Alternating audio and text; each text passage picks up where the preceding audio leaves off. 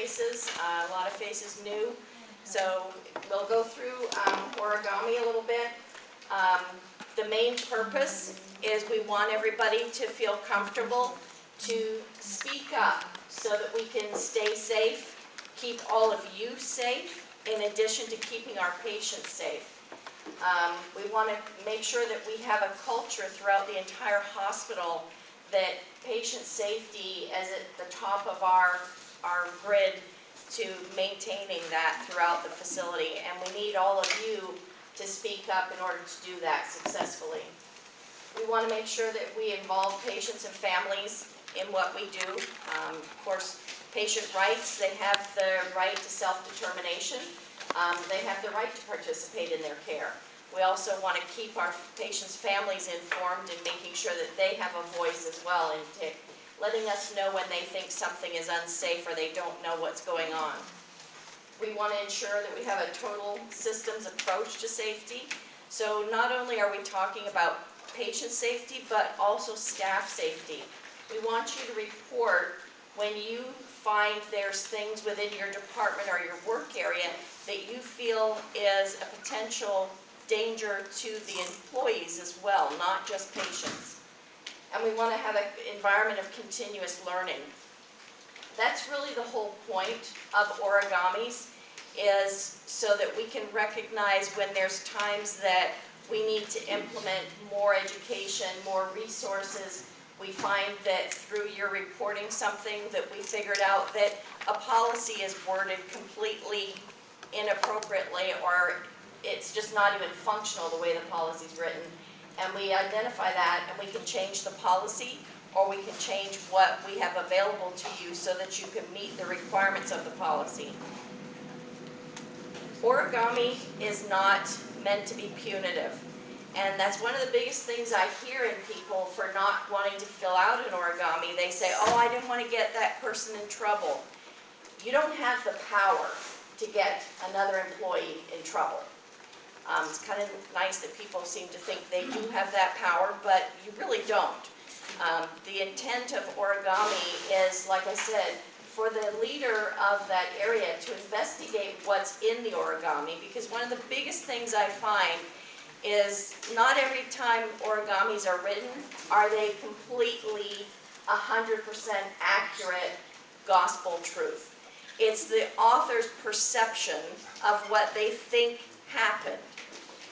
I can't tell you the number of times I've read one and thought to myself, oh my God, what on earth happened here? How did this person do this? How did this occur? What have we done? And through the investigation, we find out the reality is not even anywhere close to what was written in the origami, that it's completely wrong. Somebody misunderstood something, somebody didn't understand a process the way it's supposed to go down, and so they wrote an origami, which is what we want you to do. Tell us when you think something didn't go well. It's not your job to investigate. It's not your job to prove anything.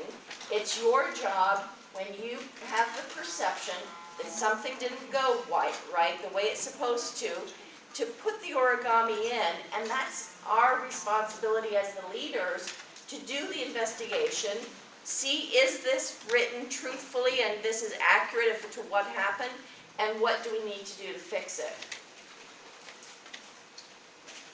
What to report? We want both real events and those near-miss events. You can sit up front, guys. I haven't bitten anybody in over a week. Yeah. And I've had my vaccinations. Any deviations from a policy. If there's something that happened and it's occurred because you think the policy wasn't followed, put in an origami so that we can help the person or persons that were involved in that realize maybe they just don't know what the policy is about, or they need help. We didn't cover that in orientation, or their preceptor missed it, or we've changed a policy, and as a facility, we failed in getting the education out to people as to what changed in that policy. I know, it's very, very warm. Yeah. we've tried turning it down, so, yeah, I know, it's like a hot flash or just the That room. sounds like a Unanticipated events. With surgical services, you guys are one of the biggest departments and truly one of the top-ranking important departments in reporting when things don't go the way they're anticipated to. And again, it's not to say this surgeon was negligent or didn't know what he was doing or is incompetent or anything like that, but there's a lot of sides to when things don't go the way they're anticipated to in the operating room. I need to know when there's an unanticipated outcome to a patient for a multitude of reasons, and we'll get to one of them, but one of them is also so that I can track the progress of that patient through the rest of their care in the hospital and see, is this unanticipated event going to impact them long term? Or is this a short-term issue? We were able to give them extra blood, their blood count came up, all's good with the world, and they're going to still go home on their regular day, and they're going to have no outcome whatsoever afterwards. Or are they going to have a lot of home care that needs to be set up that shouldn't have been set up? Or do they have physical therapy now they need to go through that they should not have had to do had this event not occurred? Or they've got a permanent problem that's going to impact their lives. I need to monitor these events for potential of liability. So is there a potential this patient has the grounds to be able to come back with an attorney and file a lawsuit against us? If I know that, a lot of the times I can work with these patients ahead of time to offset them coming back and suing us. If I don't know about it, I have no chance to try to do that and mitigate the level of liability that we might have because it's not been reported. So anything that occurs in the OR that's not anticipated or a complication of any sort needs to go into origami. The rest of these are not quite so much of an issue. I will touch on sexual allegations though. Unfortunately, these type of events, these allegations, sexual allegations by patients against staff, happen far more often than you would probably ever imagine. I've been doing risk management for 20 years now, and I can't even tell you the number of times I've had allegations brought against an employee of sexual misconduct by a patient. And they can go horrific at times. Unfortunately, every allegation that I've had to investigate has been a female patient making an allegation against a male employee. It does happen for male patients of making allegations against females, but it's far less of a volume than it is females against males. I strongly recommend, I mean, you guys are lucky. A lot of the times you're not doing Foley's until after they've gone to sleep and that kind of thing. But if you have to do anything in pre-op, post-op, or even in the OR or in endoscopy or anywhere, and you've got a female patient who is awake and especially half sleepy is even more dangerous because their perception of what's happening is even skewed more. But if you're a male looking after a female patient, do not do it by yourself. Have somebody else in the room with you at all times, and don't provide, peri-care after an endo procedure, or even Foley care, or EKG leads even. I'm telling you, those little guys will get people every time. I can't tell you the number of times I've had a female make an allegation that the male employee groped them, their breast, and assaulted them, and what they were doing was simply moving the breast so they could change an EKG lead. And so unfortunately this kind of stuff happens far more than you can imagine, so I can't stress to you enough, make sure you're introducing yourself, tell your patient what you need to do and how you're going to do it, and ask if they're comfortable with you providing that care, and then do it in a way that you're protecting as much of their privacy as you can possibly do.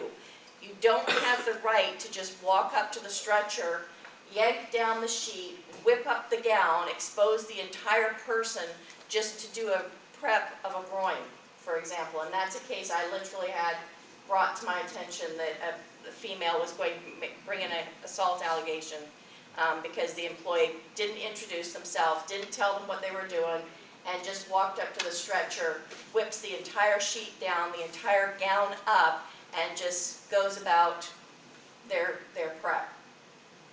So make sure that you're cognizant of these types of situations and be very, very careful, and have somebody else in the room with you when you've got an opposite sex patient, and especially if you find out the patient's got a psych background, Alzheimer's, dementia, anything that's going to potentially skew their perception of what's being done and how it's happening.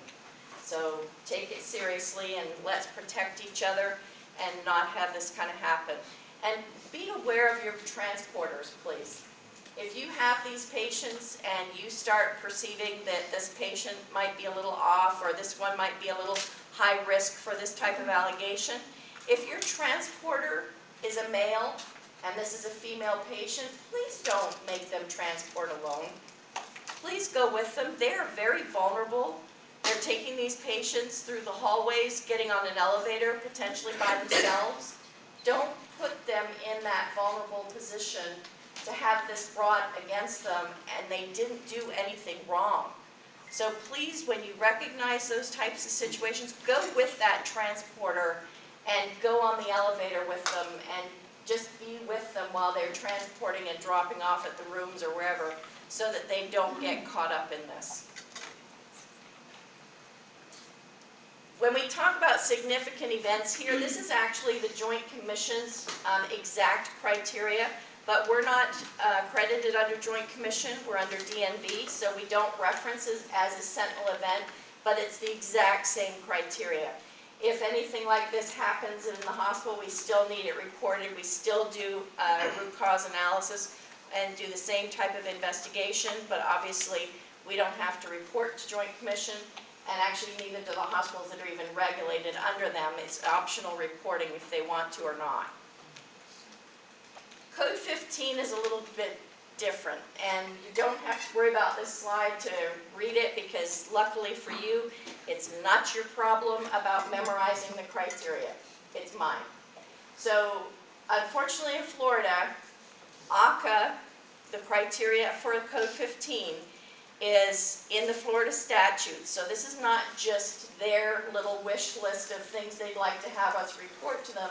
This is Florida law, that it is mandatory reporting. It is not an option.